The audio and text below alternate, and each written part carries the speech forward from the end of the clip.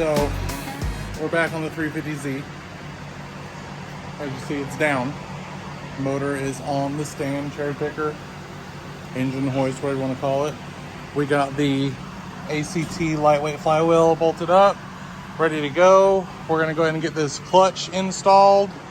Got one being dropped off out back there for us to look at tomorrow. Got the old girl chilling there. So I'm gonna get this clutch bolted up here. It's about 4:30. Get the clutch bolted up, then we're gonna drop this thing first thing in the morning.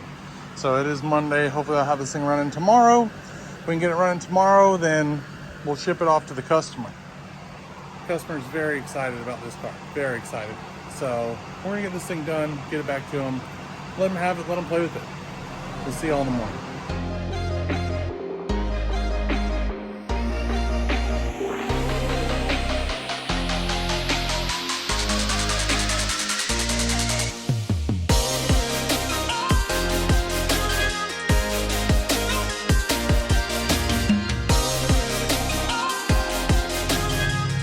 Okay, so same day, I'm really sorry.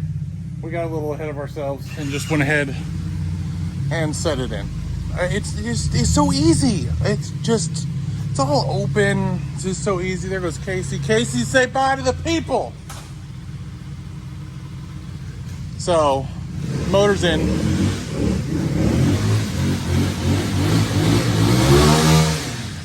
Yeah. All right, so engine's in. Tomorrow, we'll go ahead and we'll get everything wired up, get the plumbing done, and go ahead and test fire it for the first time. So we will film all that. I'll put you on a tripod. I'll put you over there in the corner. You'll be there, bird's eye view. You get to see it all. I just get ahead of myself sometimes, and I think about the customer, and I think about like where I'm at and what I want to do and what I would like. So I just do it. Sorry. There's them ums again. Son of a bitch. So we're gonna go home now. It's 5:15 or so. It's like 20 minutes to throw this thing in here. It's all the bullshit around it. It takes a while, but I'm gonna go home, relax with the kids and the wife, eat some dinner, and kick it. But again, she's home. Doors are coming down because it's that time.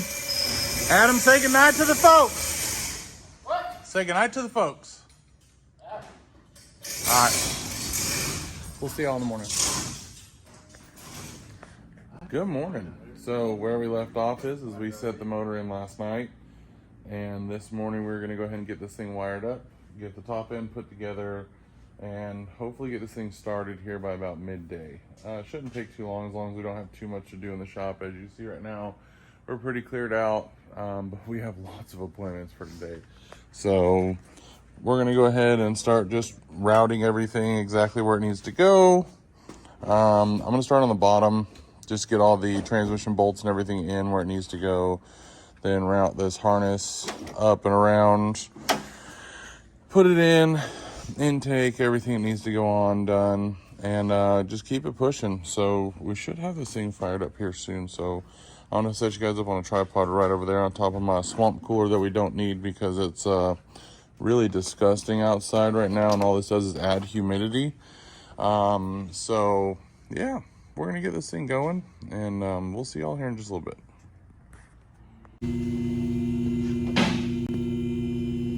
All right, so like I said, we're going to lift this thing in the air, start on the bottom, get everything bolted up, ready to go, and then we'll come back to the top, make sure all of our routing's right and everything like that. So we're gonna get to that.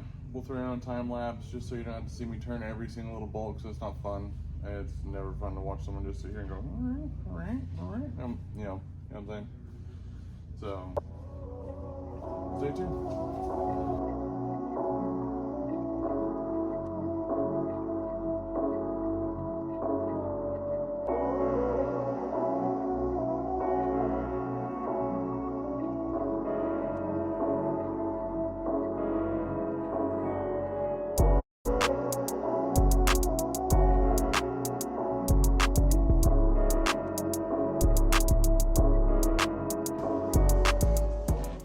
All right, so we got a bunch of the stuff done underneath that we needed to get done. Let me show you here. So we got the bell housing bolts all in, up and around, starters in, all that's in. You can never forget this. This crank position sensor will cause this thing never to start. A lot of people forget to plug that in, but it's plugged in, wired up. All I gotta do is hang the exhaust where it goes on both sides, and then go ahead and start working on the top. Last thing I need to do underneath here really is throw these motor mount bolts in, which I don't know if you can see up in there, but they're just nuts. Gotta pump them on real fast. And then we'll go to the top side, get this thing figured out. So I'm gonna set y'all back down and lower this thing down and get to it.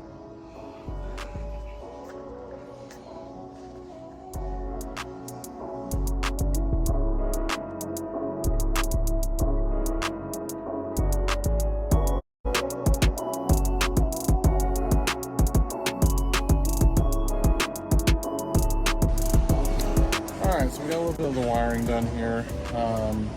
A little bit of the hard stuff taken care of, so that's where we're at now. And we're going to start setting the intakes on, all that stuff that we need to do here. So this is where we're at.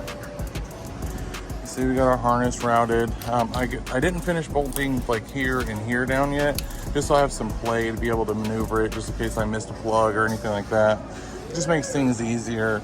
With the aftermarket headers and stuff, got to figure out a way to tie up the O2 sensors appropriately to where we don't have any issues. But other than that, power steering pump needs to go back in, so not too big of a deal, but I kept that open so I can reach my hand back in there to handle some stuff. But yeah, we're all set up. Bleeder's on top to where we can get to it and bleed it like it's supposed to be. Everything else, we're getting ready to lay in this intake manifold here, plug in the last few plugs that are on the back of the motor that you can't get to once you put the upper plenum on. And then we're gonna go ahead and drop some oil in this thing, spin it over, get some oil pressure going, and then fire it off and see what it does. So stay tuned, we'll see you guys soon.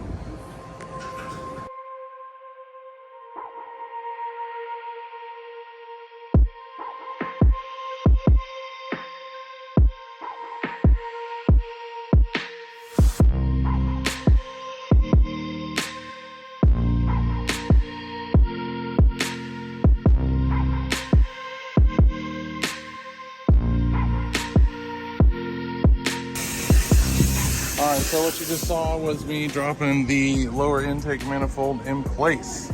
So new gasket. All we have to do now is we have this plug that comes up to the upper portion for the evap sensor. That's going to go in. This is for the throttle body. So we're going to install the catch can because it's going to be easier to get to right now. So we'll get the catch can installed, mount it back over in its location down over here. Get that done. Drop the lower plenum and then the upper plenum on with all new gaskets, and then we'll go ahead and throw some oil in here, get some oil pressure, and then test fire this thing and see how it runs. Because very curious after the build process that we went through that you see in the video before this, very curious as to how things are going to happen here, because it was a nightmare. But I'm confident. I'm real confident. So we'll know here in just a little bit.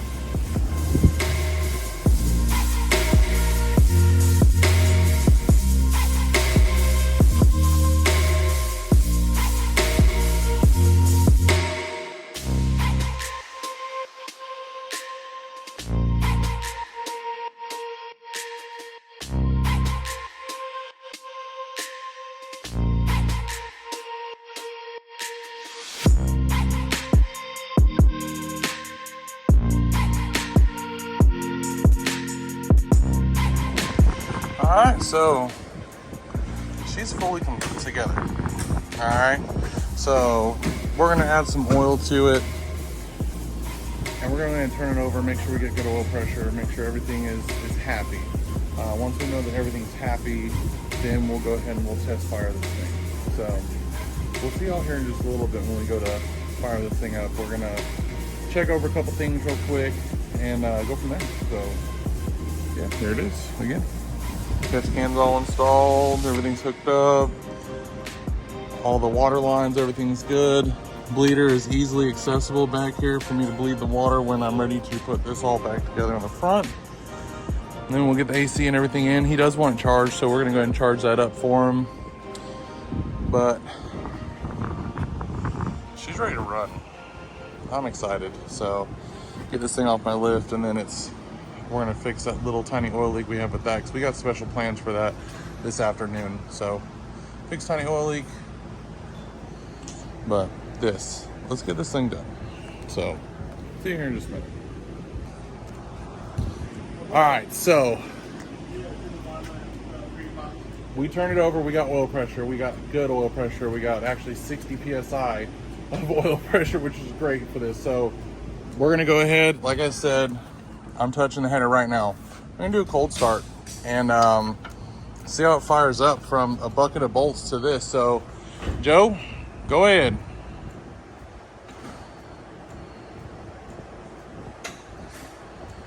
I put the key in the ignition there.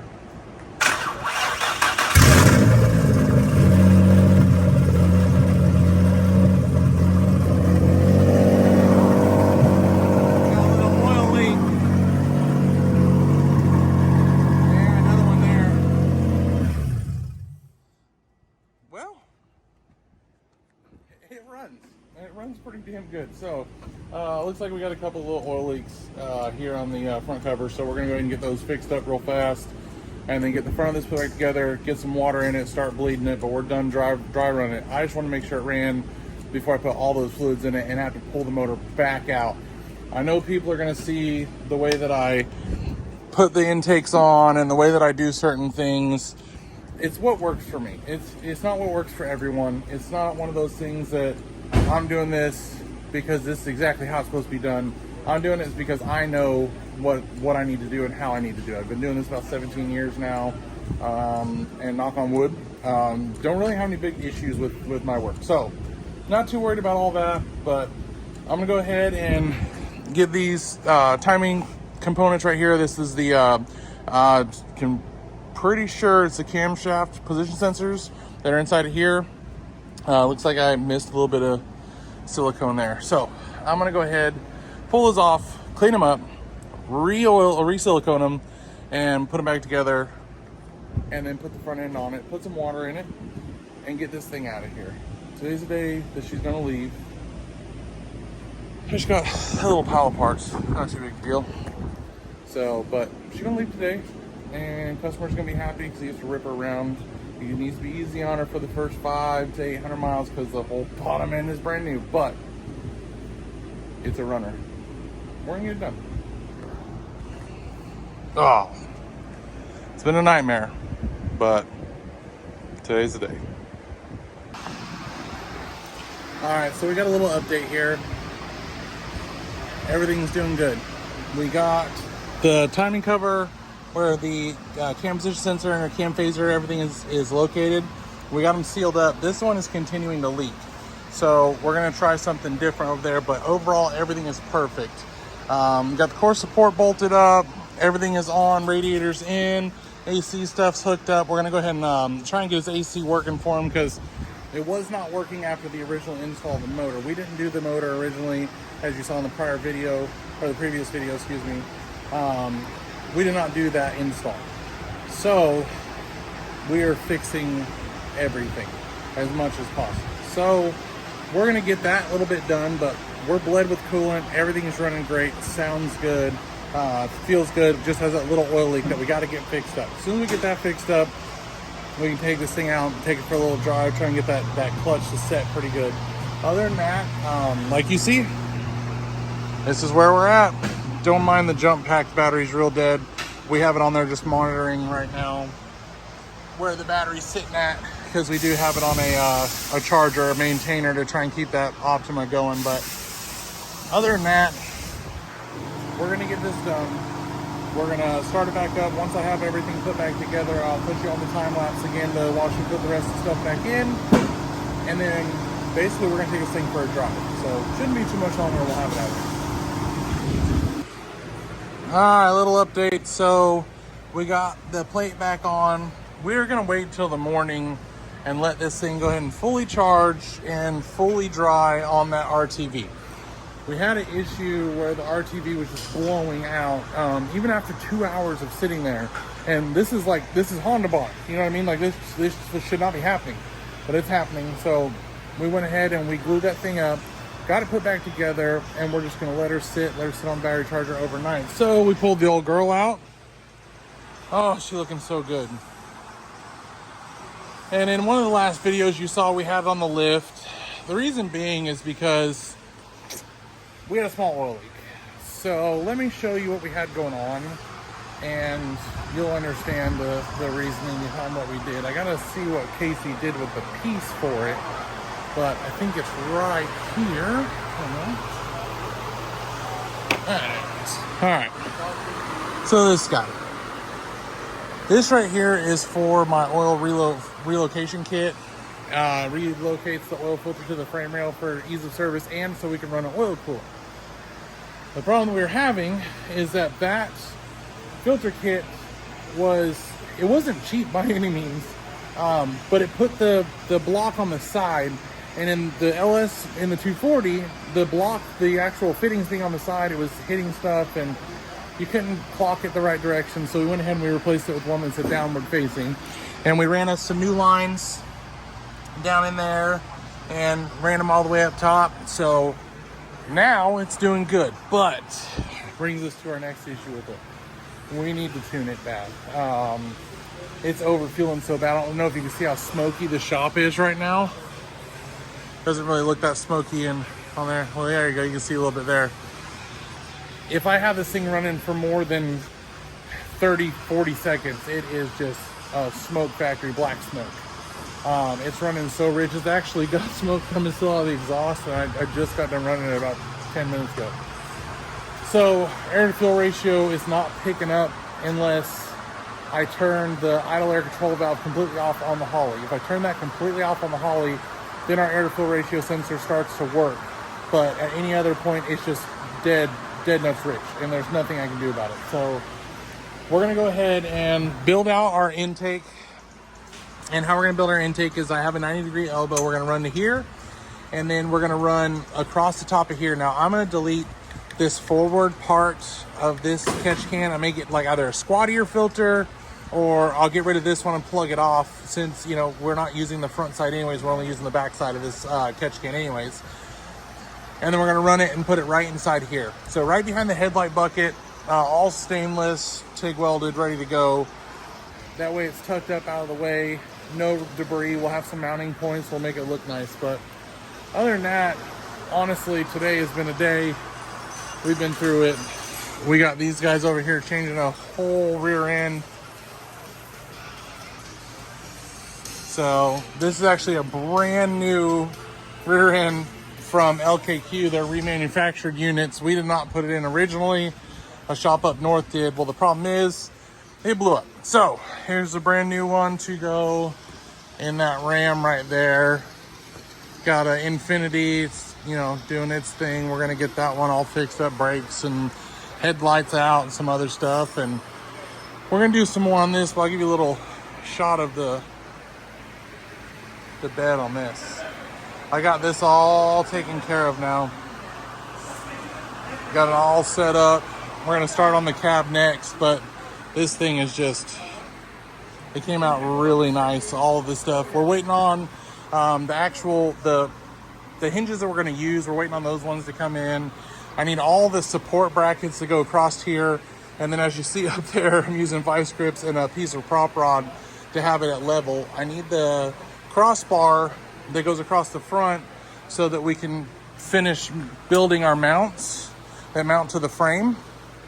And then you have the mounts that mount to the crossbar, and then they'll work in unison, something like this with the urethane kit in order to mount that thing up. So once those pieces come in from LKQ, look at me talking about LKQ over there, LMC, once they come in from there, I'll get it all bolted up, and then we will start welding that in place. Once those are welded in place, we can start on the cab. I want to have the bed set exactly where we're going to run it. Reason for me to do it that way is because it's either you work from the front and go back, or you work from the back and you go front. This truck has so much rust in places that it's just, I mean, it is completely rusted. So working from the front is not an option at this point in time, because I need to tear the cab apart and cut the cab apart, put in all the structural stuff in order to bolt all of the front end to it appropriately. So like right now, it's not very structural. Yeah. So once I can do that, once the bed is completely mounted, which I should have the parts tomorrow or Wednesday. No, tomorrow is Wednesday. I should have the parts. So if I get them tomorrow, I can finish out the bed and then go ahead and finish or start on the cab. Cut the cab corners out, rolling the rest of the floor out, put in some structural bars, and then we can start putting in everything else. But until then, this is what she looks like. So we're gonna go ahead and wrap it up for the day and go on home. It's about 4:30, but this girl right here is gonna be finished tomorrow 100%. I can't let it leave here, even with that minute little leak. Can't let it leave here. So we're gonna go ahead and end this video here for the day, and we'll see y'all in the morning. All right, sorry it's kind of loud in here today. It is a hot one. It's already 70 degrees in Florida. I thought winter was here for a little bit, but it went away. So as you can see behind me, she is off the lift and put together. So I had to clean up my mess. I still got some stuff laying around here, but everything is done. It runs great. Just took it on its first test drive. Well, second test drive. And it's running amazing. That McLeod clutch that we put in here, amazing. Absolutely amazing. So we're gonna go ahead and finish up, get the hood put back on, and see if we can get some AC working for him. If we can get some AC working for him, this thing's gonna be a nice daily. It's gonna be cool. The clutch is a little stiff at this point in time, but not too concerned with that because it works amazing. It's right there. So again, sorry we didn't get much film action of putting everything together, but got quite a bit in this one. So we're getting better. It takes time to get used to not just doing the projects, but filming and going along with those projects as well. So we're gonna finish up last little bit of stuff on this one, and then we're gonna look at a Joe. What's wrong, Joe?